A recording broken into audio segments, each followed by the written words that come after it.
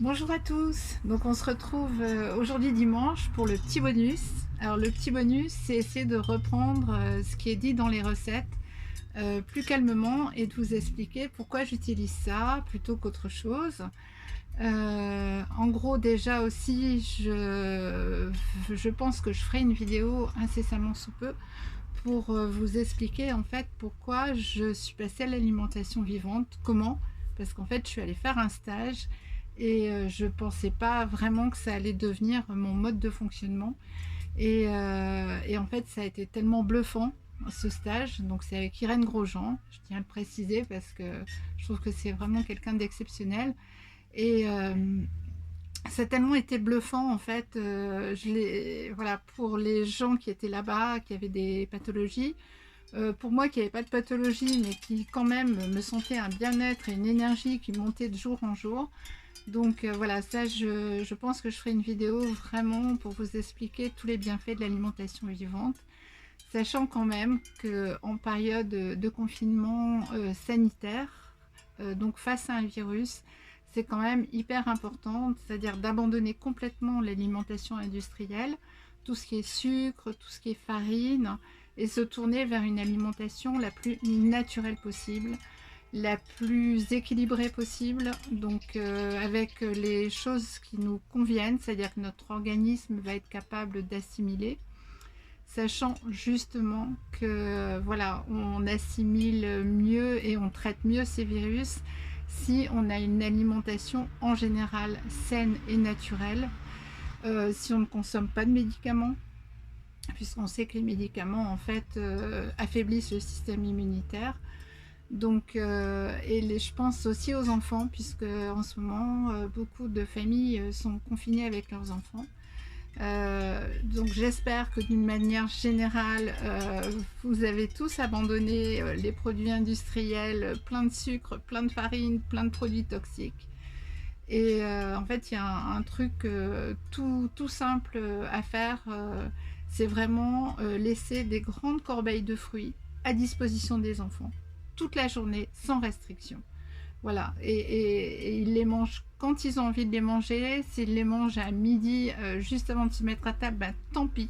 Parce que ce qu'il aura eu envie de manger en fruits, c'est quelque chose dont son corps a vraiment besoin. Et essayer de varier ses fruits. Voilà, une petite guillemets sur les fruits qui ne sont pas forcément de saison, mais voilà, comme les mangues, les choses comme ça, l'ananas. Donc préparer une petite coupe avec des ananas, une petite coupe avec des morceaux de mangue. Et voilà, je crois que c'est hyper important et vous allez voir une grande différence dans le comportement de vos enfants, voilà, sur leur santé, etc. Donc aujourd'hui, la petite vidéo aussi, elle est pour vous expliquer voilà, comment on mélange l'agar-agar dans les aliments. J'ai un petit mobile qui fait beaucoup de bruit et pas de vent jusque là, bon voilà. Et vous faire un petit bonus aussi sur l'ail des ours. Pourquoi l'ail des ours? Pourquoi en ce moment j'insiste dessus? En fait, j'insiste sur l'ail des ours en ce moment parce que c'est les propriétés de l'ail, mais démultipliées, donc beaucoup plus concentrées. Et donc là, je vais prendre mon petit papier pour vous lire parce que tellement les bienfaits sont énormes. Et donc, sachant quand même que si vous prenez beaucoup de médicaments, il faut quand même vérifier auprès de votre médecin s'il n'y a pas d'interaction. Mais en général, il n'y en a pas. L'ail des ours, c'est un produit sauvage qu'on trouve dans les jardins en ce moment, justement. Donc, alors, en gros, l'ail des ours fait baisser la pression artérielle, stimule la circulation sanguine. Il est recommandé en cas d'artériosclérose, d'arthrite et de rhumatisme, de problèmes intestinaux, de maux d'estomac, de ballonnement. Il facilite la digestion. Il est plein de vitamine C. Il dégage les voies respiratoires. Il lutte contre la grippe, certaines pathologies virales ainsi que les pathologies du foie. Et il renchérit aussi la flore intestinale. Et en fait, dans l'ail des ours, on consomme principalement les feuilles qu'on hache. Sachant que voilà, je vais vous faire un petit laïus sur les vitamines et que la vitamine B12 en fait, ben, vous la trouvez sur les plantes sauvages, puisque la vitamine B12 en fait elle est d'origine bactérienne et donc elle est présente dans les fruits et dans les plantes sauvages. Donc alors n'hésitez pas, si vous avez un jardin, si vous avez des pissenlits, si vous avez de l'ail des ours, des choses comme ça, à consommer ça. Ça va vous supplémenter dans cette vitamine dont pareil le stress, le, la pollution nous prive aussi de cette vitamine. Voilà. Donc je fais une parenthèse aujourd'hui dans ce bonus, je vous l'ai dit pour les enfants, mais pour vous aussi sur les fruits, parce que les fruits en général en fait vont diminuer l'acidité du corps et ils sont alcalinisants en fait, même s'ils contiennent du sucre, en fait c'est que du sucre naturel. C'est pour ça que de temps en temps on fait des cures, par exemple de raisin, on fait des cures d'un seul fruit comme ça, des cures de pommes, des cures, voilà, pour désacidifier l'organisme. Et donc ça, c'est hyper important d'en consommer. Et voilà. Donc je vous ferai une autre vidéo pour vous expliquer les bienfaits de l'alimentation vivante, où justement on va insister sur pourquoi des fruits, pourquoi des légumes. Après, je voulais vous faire une petite parenthèse sur la cuisson des aliments. Alors, pourquoi c'est toujours en dessous de 40 degrés? Parce qu'en dessous de 40 degrés, on préserve en fait toutes les enzymes. Sachant que les enzymes, en fait, elles vont aider votre corps à assimiler ou à détruire certains aliments qui ne sont pas bons pour vous et à assimiler des vitamines qui sont présentes dans les fruits et dans les légumes. Mais s'il n'y a pas d'enzymes, ben, on ne peut pas les assimiler, ces vitamines.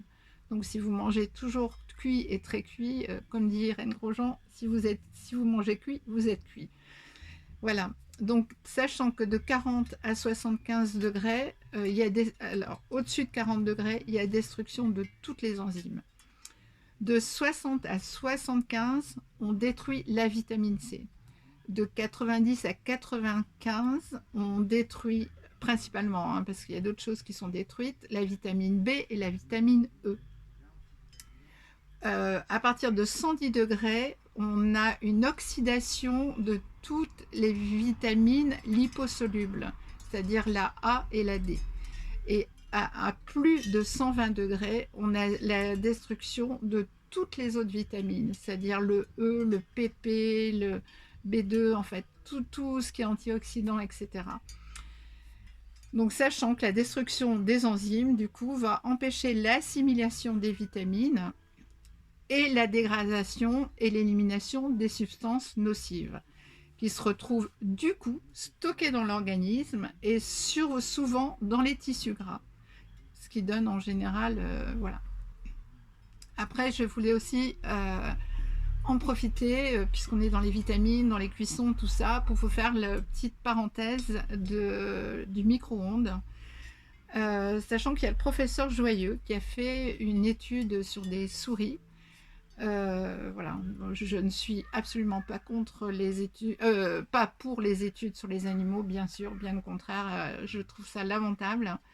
Mais bon, voilà, c'est quand même une étude en fait où il a mis des cellules cancéreuses chez des souris et en cuisant leur alimentation au micro-ondes, il y a eu 100% de cancer. En cuisant leurs aliments à la cocotte minute, il n'y a eu que 50% de cancer. Et en alimentation crue ou à vapeur douce, il n'y a eu aucun cancer. Voilà, donc je pense que ça c'est parlant. Et après, profitez de cette période en fait de confinement pour faire des recherches sur internet, sur tout ce que je vous dis, sur l'alimentation vivante, tout ça. D'ailleurs, je vais vous recommander, en fait, franchement, allez écouter des vidéos d'Irène Grosjean. Je ne vais pas vous en conseiller beaucoup d'autres personnes. Hein. Il y a Thierry Casanovas, tout ça, ok. Mais bon, elle a en général l'habitude de se faire interviewer ou de donner des interviews qui sont plutôt rapides, concrètes, et voilà, il y a pas de perte de temps.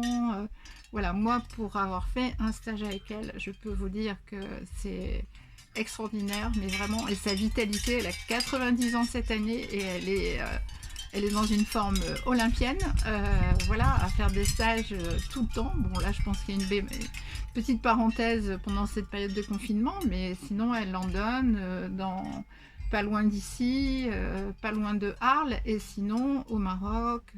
Comme moi, je suis partie en Grèce. L'avantage, c'est que quand vous partez loin, du coup, vous faites un stage un peu plus long et vous êtes complètement baigné. C'est-à-dire que vous n'avez aucune solution, autre solution, pas d'épicerie, pas de restaurant, ni rien. Obligé de manger ce que va vous faire Irène du matin jusqu'au soir. Donc ça a eu l'avantage justement d'être assez bluffant de ce côté-là. Donc, alors, petite parenthèse sur l'agar-agar. Donc, l'agar-agar, on prend une casserole, on met un liquide. Alors, en général, ça peut être un peu de jus de fruits, hein, parce que c'est surtout dans les préparations sucrées. Ou ça peut être un bouillon, une chose comme ça, pour une terrine salée. Donc, vous mettez votre eau dans la casserole, vous mettez votre sachet. Alors, ça peut être celui-là, ça peut être un sachet comme ça. Voilà. Et vous le mélangez à votre sachet, vous prenez un fouet et vous mélangez très très bien. Quand c'est bien mélangé, vous portez sur le feu et vous attendez que l'ébullition reprenne vraiment bien bien bien. Vous attendez encore 1 ou 2 minutes et là vous versez dans votre préparation froide, c'est-à-dire ou dans votre smoothie mangue passion pour les petites tartelettes, ou sur des terrines de poivrons, de choses comme ça, ou voilà, n'importe quelle préparation salée, des terrines froides, etc. Et vous la versez dans votre préparation et tout ça va prendre avec, voilà, et vous donner une consistance en fait qui se tient à la cuillère et qui est vraiment, voilà. C'est un gélifiant naturel, c'est une algue, l'agar-agar. Et c'est une algue d'ailleurs qui est en général dans certains coupes-vins. Donc elle a que des propriétés voilà, intéressantes. Après, je vous ai préparé aussi pour le petit bonus d'aujourd'hui mes trois bibles en fait. Donc je vais commencer par le premier. Donc voilà, l'instant cru de Marie-Sophie L. Voilà. Après, la personne par elle-même, on l'apprécie ou pas, c'est pas grave. Ces recettes sont super. En général, par contre, je diminue énormément les proportions de sirop d'agave ou sucre de coco, même si le sucre de coco est un très bon sucre. Voilà, il y a quand même un petit peu trop de sucre.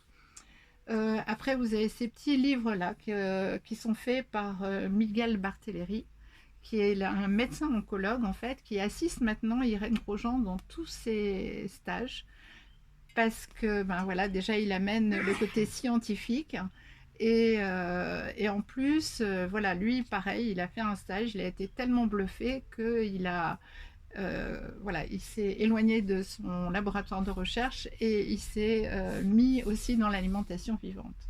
Donc là, ils ont fait avec Nelly Grosjean, qui est la fille d'Irène Grosjean. Ils ont fait 2 petits livres. Alors moi, je me sers surtout de celui-là. L'autre, je l'ai aussi. Vous allez avoir des recettes rapides. Voilà, le b.a.-ba. C'est très simple. C'est bien... Voilà, il y a des jolies photos. C'est très bien fait. Il y a vraiment rien à dire. Et après, vous avez le livre Crudescence. Donc, ils ont fait d'autres livres que sur les soupes ou que sur les desserts. Moi, franchement, je vous conseille celui-là. Sachant que voilà, il y a beaucoup, beaucoup de recettes. C'est assez bien classé par rapport à d'autres bouquins qui sont un petit peu plus compliqués. Vous avez des bonnes bases. Et après, en fait, une fois que vous avez compris tout ça, cette alimentation vivante qui est extraordinaire, vous allez prendre des recettes, faire plein d'essais comme moi j'ai fait, et puis faire un condensé de plusieurs recettes et arriver à des choses simples et délicieuses. Donc moi j'essaye de vous présenter dans mes vidéos des recettes où les aliments ne sont pas trop compliqués, où c'est assez simple à trouver. Et donc je vais garder après pour dimanche prochain, en fait, les bases de l'alimentation vivante et les aliments comme les algues, les choses comme ça qu'on peut supplémenter dans l'alimentation crue parce elles amènent beaucoup de minéraux, beaucoup de vitamines et beaucoup de choses qui ne sont pas forcément dans les fruits ou dans les légumes. Voilà, on va garder ça pour dimanche prochain pour pas faire trop long. Donc je vous souhaite un très bonne fin de journée et je vous dis à demain pour une recette très simple en fait de crumble cru. Voilà, vous allez voir, c'est hyper simple. Et les bases, en fait, c'est un petit peu les bases de toutes mes recettes sur les noix. Donc là, il y aura un petit peu de sucre de coco et sur des fruits crus mélangés à des fruits secs. Voilà, vous verrez, c'est très bluffant.